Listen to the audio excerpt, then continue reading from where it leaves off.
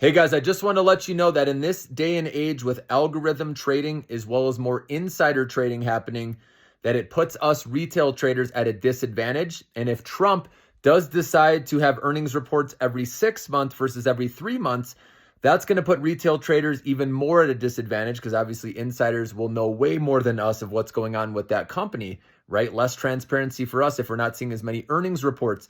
So just keep that in mind. That's why today, it's very hard to consistently win with short-term trades. If you're not disciplined, you can still do it, but you have to set a stop loss to protect your downside. And then as soon as you do get that rip, you need to trim some, whether it's 20%, whatever you want it to be.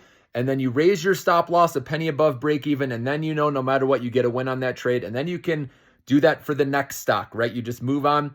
And if you keep doing that, that's how you consistently get more wins than losses. But it's also putting that stop loss in immediately after you buy to make sure you're protecting your downside so you don't hold the bag. And then ideally, like I said, if you're buying closer to support, which means RSI has come down closer to oversold, which is 30, remember. Obviously, if you're buying at overbought levels, like if you're not looking at RSI and you're chasing and FOMOing into something, and you're buying really high in that stock price when RSI is over 70, which is overbought, at some point, right, it could come back down. And then you're wondering why it's going down, right? It comes all the way back down to support. RSI comes way down.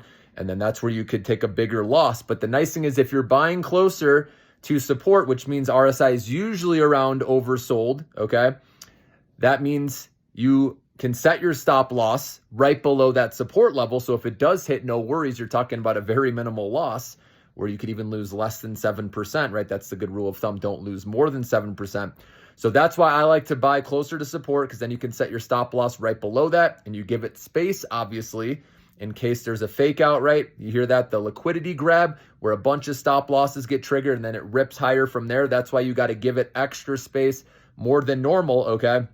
But then once you get that rip, you have to trim some, raise your stop loss a penny above break even, and that makes sure you lock in that win. And the great thing is the trade's not over, right? If your stop loss doesn't trigger, then you can keep capturing more of that upside, right? More of the profit, and then you can slowly raise your stop loss, higher into the profit zone. So that's what the smart traders do.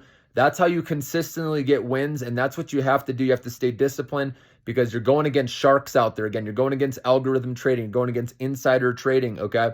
So I just wanted to point that out. That's why I like to take the long-term mindset more. It's more stress-free because we know with this short-term trading, you get out, you get back in, you get out, you get back in. There's a lot of stress involved with that, and a lot of times you have nothing to show for it, and maybe you're even down, right, from doing that. But if you're holding long, right, stocks climb a wall of worry. We know if you're in the right names, which again are in the AI infrastructure portfolio, these are doing very well and will continue to do well long-term because of these big themes that are happening right now, where all the money is being spent, like we've talked about. These are going to keep doing well, guys. And as you know, I dollar cost average a little bit at a time on dips. So that's the stress-free way to do it. And you always hear the term, it's time in the market, not timing the market.